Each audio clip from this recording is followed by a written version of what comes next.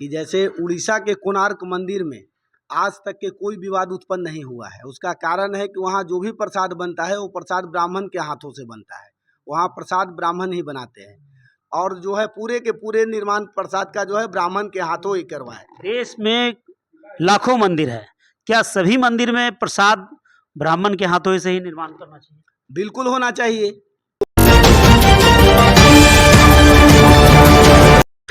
नमस्कार, मैं हूं आदम परवेज और आप देख रहे हैं आप तक देश की आवाज। परशुराम सेवा सहायता फाउंडेशन के लोगों ने पटना के मिर्जैया मंदिर में एक बैठक की और बैठक में पशुपति बालाजी मंदिर का जो अभी मामला है प्रसाद को लेकर, उस पर इन्होंने कहा कि प्रसाद ब्राह्मणों के हाथों बनना चाहिए, इससे शुद्धता भी बनी रहेगी और ब्राह्मणों को रोजगार भी मिलेगा। सख्त सजा और जांच की मांग इन्होंने प्रधानमंत्री से किया है, इसलिए पीएमओ कार्यालय दिल्ली को एक पत्र भी लिखे हैं। आइए क्या कह रहे हैं हम सुनते हैं मनीष मिश्रा से, जो परशुराम सेवा सहायता फाउंडेशन के अध्यक्ष और उन्हीं के संगठन के लोगों से क्या कह रहे हैं इस पूरे मामले पर।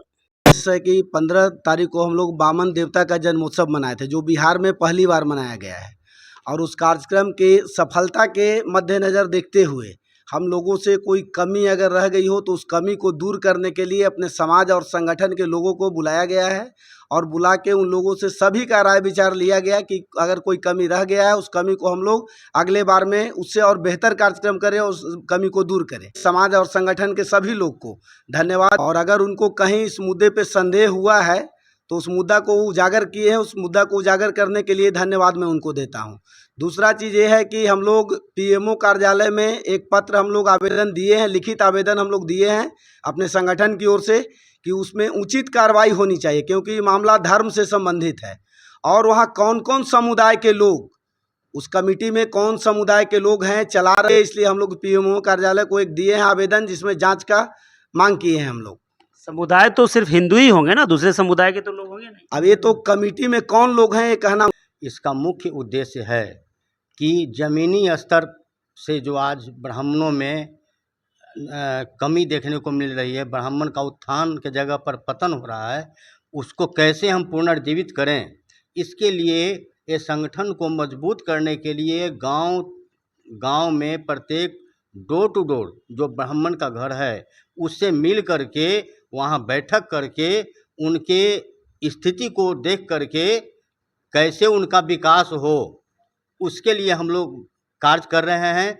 गुरुकुल का व्यवस्था हो ताकि वहाँ पर लोग बच्चे लोग पढ़ सकें, जो जिनमें अशिक्षा का अभाव हो गया हो, जो अपना संस्कृति को भूल गए हों, उनके संस्कृति को जागृत करना हम लोग का मुख्य उद्देश्य है।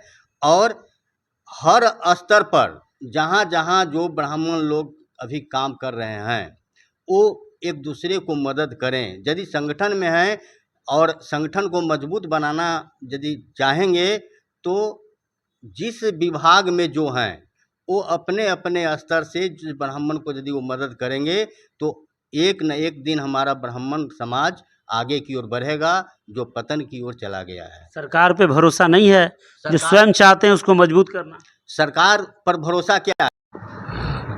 तिरुपति बालाजी के बारे में तो हम यही कहना चाहते हैं कि धर्म आस्था से जुड़ा हुआ लड्डू जो हम लोग के यहाँ तक भी आता था कि तिरुपति का लड्डू बहुत ही फेमस होता है, बहुत ही अच्छा है, सभी जगह उस पर चढ़ावा होता था। आज चंद्रबाबू नायडू ने जो उजागर किया, ये बहुत धन्यवाद के पात्र हैं, जो आने वाले समय के लिए हम लोगों को उससे वंचित करवा देंगे ताकि हम लोग शुद्धता की ओर जा सकें। उस पर निगरानी होनी चाहिए, जांच होनी चाहिए और जो उस चीज़ को बनाने में सक्रिय भाग जो ले रहे हैं उसको सख्त सज़ा उनको मिलनी चाहिए।